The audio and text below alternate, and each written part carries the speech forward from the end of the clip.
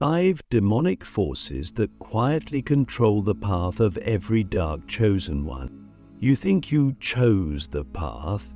You think you woke up one day, realized you were different, and decided to answer your calling, but the truth is more complex, more terrifying, and far more sacred than that.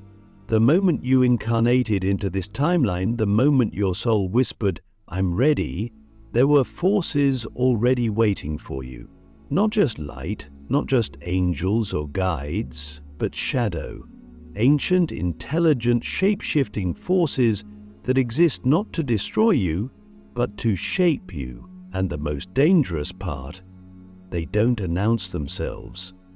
They don't show up with horns and fire. They slip in quietly, dressed as your thoughts, your desires, your traumas, your relationships. And if you're not paying attention, you'll think they're you. These are the demonic forces that quietly control the path of every dark chosen one. And if we don't recognize them, name them, and rise above them, they will keep us in a loop of almost stricing, almost breaking through, almost becoming. The first demonic force is self-doubt, not the kind that whispers, "You're not good enough" once in a while, but the kind that rewires your entire belief system. Self-doubt is one of the most insidious forces because it doesn't need to destroy your gifts. It just needs to convince you not to use them. It's the voice that tells you to wait until you're fully healed, to wait until you've earned your right to speak truth. But here's the truth they don't want you to remember. Your power has nothing to do with readiness. It has everything to do with remembrance. You're not here to become something new. You're here to remember what you already are. And self-doubt is the first veil over that memory. It's a manufactured fog, a psychic interference that keeps you looping in preparation, never creation. Ask yourself this: whose voice is it really telling you you're not ready, and what would happen if you stopped listening? Click subscribe to this channel to get more profound spiritual lesson. The second force is distorted desire. This one is tricky because it often masquerades as ambition. You want to be seen, you want to be successful, you want to be recognized for your gifts. And there's nothing wrong with that until it becomes a need, until your mission becomes a brand, until your soul truth becomes a performance. Distorted desire isn't about what you want, it's about why you want it. Is it coming from a healed place or from a wound? Is it for expression or validation? When desire is distorted, it becomes a leash, something the demonic forces can tug on to pull you out of alignment. They don't need to destroy your mission, they just need to monetize it, manipulate it, market it. And if you're not awake to the difference, you'll think your expansion is sacred when it's actually seduction. You'll think you're rising, but you're just being fed into a system that benefits from your soul being slightly off frequency. This is why we must constantly purify our motives, not to be perfect, but to be clean, because clean energy doesn't just protect you, it repels distortion. Then comes spiritual fatigue. This one is not loud. It creeps in like fog on a still morning. It happens after you've done the work, passed the tests, integrated the shadows, and you're still not free, still not fully seen, still not fully understood. You've already died 1,000 ego deaths, and yet the pressure doesn't let up. That's when fatigue starts to set in, not just physical exhaustion, but existential exhaustion. The kind that makes you question if it's all worth it, if maybe you should just tone it down, if maybe the mission can wait, But that's exactly what this force wants, for you to pause. Because when a dark chosen one pauses, the collective timeline stalls. You are not just one person doing inner work, you are a node in a cosmic network. When you go dark, the grid flickers. So this demonic force doesn't try to destroy you, it tries to drain you slowly, quietly, through people who take more than they give, through systems that reward performance but punish depth, through spiritual spaces that look sacred but feel empty. And the only antidote is reconnection, to source, to your body, to the earth.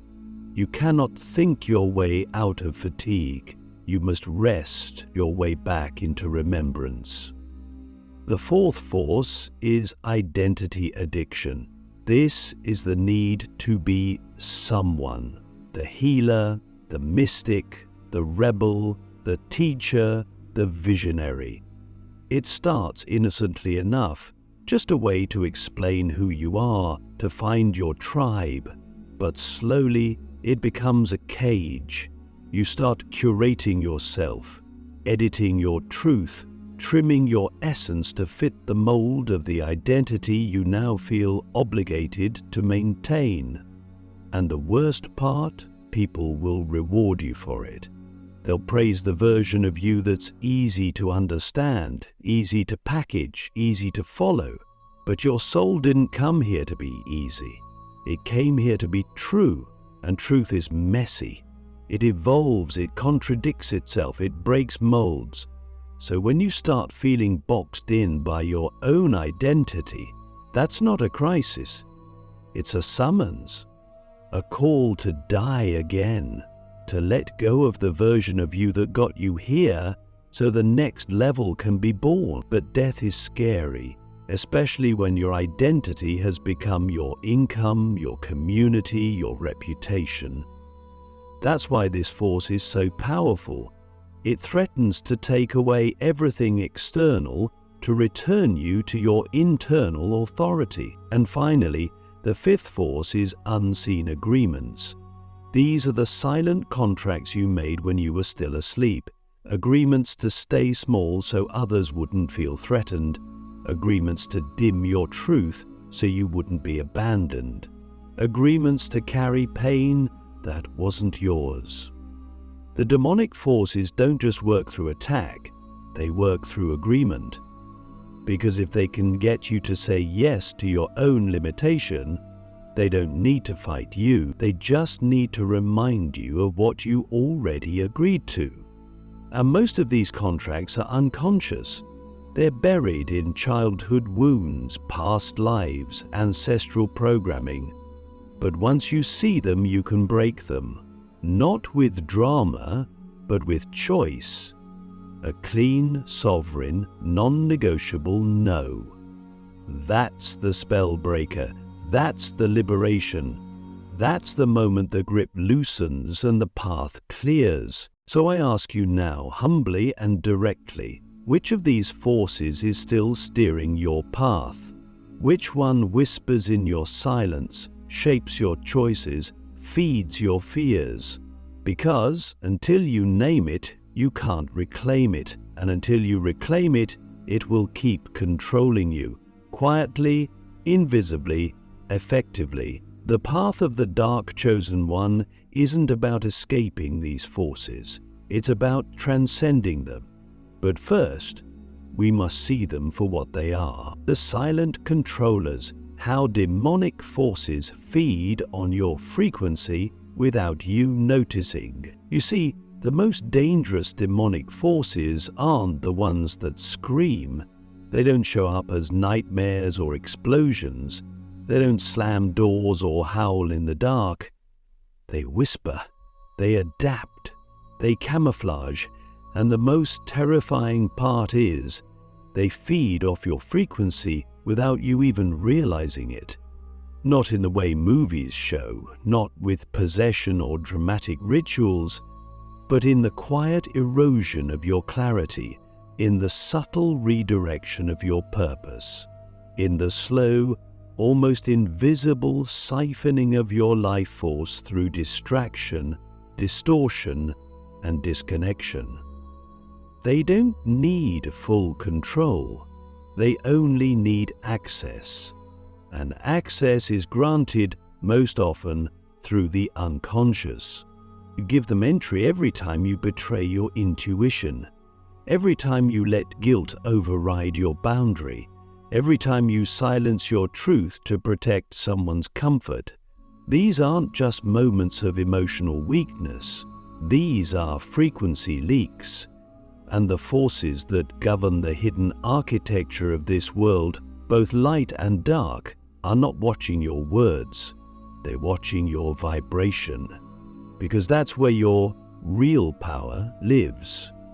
That's where your essence transmits, and when your frequency drops just enough to be unstable, not destroyed, just slightly off, that's when they slip in, not to destroy you, but to redirect you, just a few degrees, just enough that you're still on the path, but never quite hitting the target of your destiny. Let me give you a deeper truth. These forces don't need to pull you into chaos. They just need to keep you in cycles, repeating the same wounds with different faces, attracting the same lessons in fancier disguises. You think you're evolving, but you're looping. You think you're growing, but you're orbiting an invisible prison. And the reason it's so hard to break free is because the prison is energetic. It's not physical. It's not even mental. It's vibrational. You can't logic your way out. You have to feel your way out. You have to become so sensitive to your own frequency that the moment something or someone distorts it, you feel it in your bones. But how do they feed? They feed on your unresolved pain, on your hesitation, on your avoidance. They feed when you numb out instead of feel, when you scroll instead of pray, when you say yes out of fear instead of no from truth. They feed on your fragmentation, because a fragmented being is easier to influence, and most people, even those on the spiritual path, are walking around fragmented, mind over here, body disconnected, soul screaming from the back seat. These forces don't need to possess you, they just need to keep you separated from yourself, because a fragmented chosen one is no threat to the system, but a fully embodied, fully aligned, fully present chosen one. That's a revolution in motion. Now here's the part that most won't tell you. These forces are not evil in the way we've been taught to think. They are ancient intelligences, archetypal energies, and they don't come to destroy. They come to test, to sharpen, to reveal. Your frequency is a match for your mission, yes, but it's also a match for your enemies. And every time a demonic force shows up, it's not just trying to feed, it's trying to expose a crack in your field, a place where you're still performing, still negotiating, still pretending. That's the real danger, not the demon, but the part of you that still agrees with it. So let me ask you something most won't dare to ask. What recurring pattern in your life might actually be a feeding loop for a force that doesn't want you to rise? Is it the toxic relationship you justify as teaching you boundaries? Is it the job that drains you but pays the bills? Is it the spiritual community that praises your light but avoids your shadow? These are not just life choices. These are portals, and every portal either feeds your liberation or feeds your suppression. There is no neutral. The way out is not to fight. Fighting keeps you in opposition. Opposition keeps you entangled. You escape their grip by raising your frequency beyond their range. That means radical alignment. That means no more excuses, no more half-truths because you don't want to hurt someone's feelings, no more staying in situations that feel off just because they're familiar, no more tolerating anything that makes your nervous system tighten. Because every time you override your body's wisdom, you lower your spiritual immune system, and in that moment you become accessible. Frequencies that once couldn't reach you now have a foothold, and they don't need to take over. They just need to nudge you off course. But here's the miracle buried in the madness. The moment you commit to radical coherence, when your thoughts, words, actions, and energy all come into alignment, those forces can no longer feed. They can no longer find you. You vibrate out of their reach, and not only that, you begin to reverse the current. Your field becomes so clean, so sharp, so radiant that you start dissolving distortion in others just by being present. You stop leaking and start transmitting. You stop surviving and start activating, and that's when the game changes. That's when you stop being prey and become prophecy. So again, ask yourself, where are you still leaking? Where are you still negotiating with distortion? Because the path of the Dark Chosen One is not about being fearless. It's about being flawlessly honest with yourself, with your energy, with your choices. That honesty is your shield. That clarity is your sword. And your frequency, when fully owned, is your throne. The imitation game. How demonic forces recreate your purpose to trap you in illusion. There's a moment on every Dark Chosen One's path where the greatest danger is not failure, but false success. Not darkness, but the illusion of light. Not destruction, but duplication.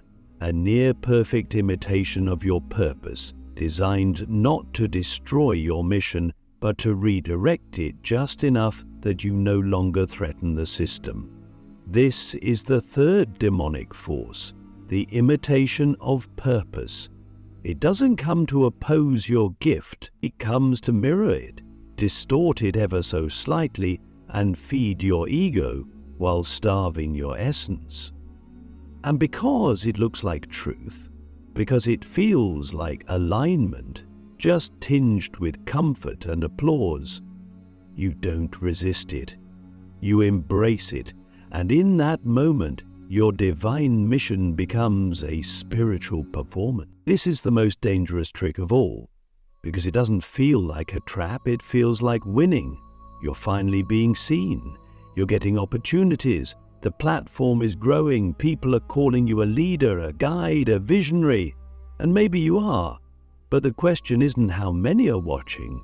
The question is what part of you is being watched. Is it your truth or your persona? Is it your soul's mission or a program running through your unhealed identity? The demonic forces are masters at engineering false timelines that look like destiny. They don't need to push you into darkness. They just need to sell you a slightly altered version of your own vision and let your ego do the rest. Let's be real, the path of purpose is hard. It's lonely, it demands sacrifice, it forces you to say no to opportunities that don't feel clean, even when they promise visibility. It asks you to walk away from circles that praise you if your spirit feels off in their presence. And most people, especially those with deep wounds of rejection or abandonment, don't want that kind of weight. They want purpose with comfort, vision with popularity, truth without consequences, and it's that desire for a path that doesn't sting, that doesn't demand death after death, that opens the door to imitation. Demonic forces feed on compromise. They don't need you to lie, they just need you to bend, to soften your edge, to water down your message, to make your truth marketable, to replace embodiment with branding, to become the kind of spiritual leader that everyone can digest. And once you step into that imitation, it feels good, because it's designed to feel good. The imitation path is warm. It's full of praise, validation, stability, and community. But underneath all of it, there's a quiet dissonance, a low hum in your nervous system, a tightness in your chest after every post, every launch, every performance. You can't explain it, but you feel it. Something's off. That's the signal. That's the whisper of your higher self saying, this isn't the real thing. This is a role. This is a costume. So many chosen ones get stuck here, not because they're weak, but because the imitation is so beautifully crafted. It gives you everything you thought you wanted, but it costs you the one thing you truly need, authentic resonance. And without resonance, your energy is hollow. Your presence is dimmed. You become an echo of what you were born to be. And that's what these forces want, not to destroy the chosen ones, but to distract them. Because a distracted chosen one is no longer a threat. You're still doing the work, you're still helping, but the frequency of what you're doing is no longer disruptive. It's safe, it's contained, it's predictable, and the system knows exactly how to handle that. This is why clarity is more important than charisma, why your internal compass must be sharper than your strategy, because the imitation path will always appeal to the parts of you that haven't been fully healed, the part that still wants to be liked, the part that wants to avoid judgment, the part that wants the mission without the martyrdom. But your soul didn't come here to be liked, it came here to liberate. And sometimes, liberation feels like losing everything you built, only to realize none of it was ever really yours. So ask yourself, in brutal honesty, is the life you're building a reflection of your soul or a compensation for your wounds? Are you guided by alignment or addicted to applause? Are you speaking from your center or from your strategy? These are not easy questions, but they are the questions that cut through illusion, that burn through the imitation, that call you back to the raw, unfiltered, terrifying truth you were born to express. The imitation game ends the moment you choose integrity over image, the moment you walk away from what feels good and return to what feels true, the moment you burn the version of yourself that got you here, because the next level demands something even more real. And that burning, that shedding, that terrifying surrender, that's not a loss, that's a rebirth. That's your soul reclaiming its throne. So let me ask you one final time in this part, what version of your purpose is currently running on imitation energy? And are you brave enough to kill it, even if it was working? Because the real path is never about what works, it's about what resonates. And when you choose resonance, you don't just walk the path, you become it. The last manipulation, how demonic forces use healing to keep you from ascension. There is a final trap, and it's the most deceptive of all. It doesn't look like darkness, it doesn't feel like distortion. In fact, it looks like progress. It feels like self-love. It wears the mask of sacred work and whispers in the voice of transformation. This is the fourth and final demonic force that quietly controls the path of every dark chosen one. The loop of endless healing. It's the manipulation that convinces you that you're still broken, still not ready, still not whole enough to walk in your power.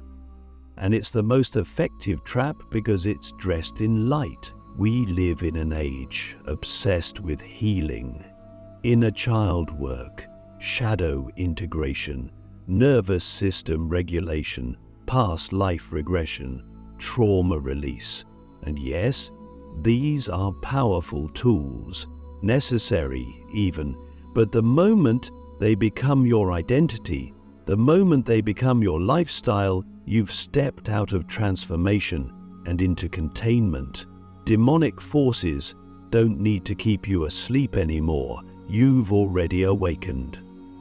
So now, they keep you healing.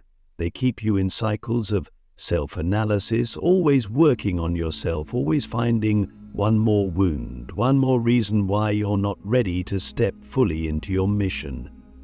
And they'll even reward you for it. You'll get praise for your vulnerability.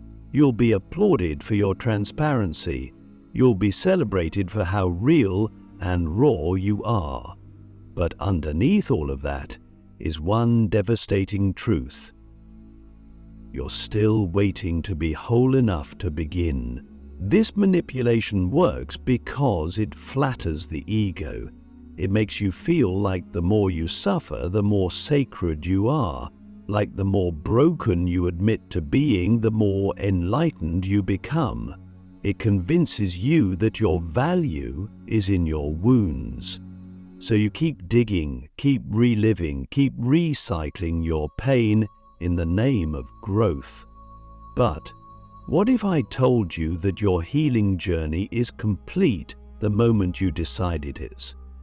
Unless you put in, not because you fixed everything, but because you've remembered who you are beneath everything. That's the real healing, the remembrance of your wholeness. Not the absence of pain, but the refusal to identify with it. Not the elimination of shadow, but the integration and transcendence of it. Why do demonic forces love this trap? Because it keeps your energy turned inward. You're no longer a threat to external systems if you're constantly working on yourself. You're not disrupting the matrix if you're too busy trying to heal your inner one. You're not rewriting collective timelines if you're still trying to rewrite your childhood. And so they weaponize the healing culture. They turn it into a loop, a maze with no exit. And they whisper, just one more trauma to process, just one more layer to clear, then you'll be ready. But the truth is, you were ready before you were born. Healing is not the destination, it's the gate. And once it's opened, you walk through. You don't camp there. You don't build your temple in the wound. You don't build your identity around what happened to you. You rise, you activate, you embody. Because the world doesn't need more wounded healers, it needs embodied warriors. People who have felt the fire and now carry it. People who have met their demons and now command their realms. People who don't just talk about trauma, they transmit transformation. So I ask you, with love but no softness, are you still healing because you're wounded, or because you're afraid of what will be required once you're whole? Because once you stand in your sovereignty, you can no longer hide, you can no longer delay, you can no longer blame your past for your present. You must move. You must serve, you must lead, and that kind of responsibility terrifies the ego, so it chooses more healing, more waiting, more preparation. But your soul is not waiting, your mission is not waiting, the world is not waiting. The final manipulation ends the moment you say enough. Enough processing, enough spiraling, enough postponing your power in the name of endless repair. You don't need another ceremony. You don't need another retreat. You don't need another mentor to tell you what you already know. You need to decide, to stand up, to stop healing and start transmitting. Because your medicine is not in your perfection, it's in your embodiment, in your choice to be powerful now, not later, now. You were not born to endlessly fix yourself, you were born to free yourself. And once you are free, you free others. That's the real ascension, not floating away from your pain, but walking through it, head high, heart clean, soul on fire. So I leave you with the only question that matters now. Will you continue healing forever, or will you finally step into the reason you came? Because the demons are done trying to stop you. Now they just hope you'll pause long enough to never actually begin.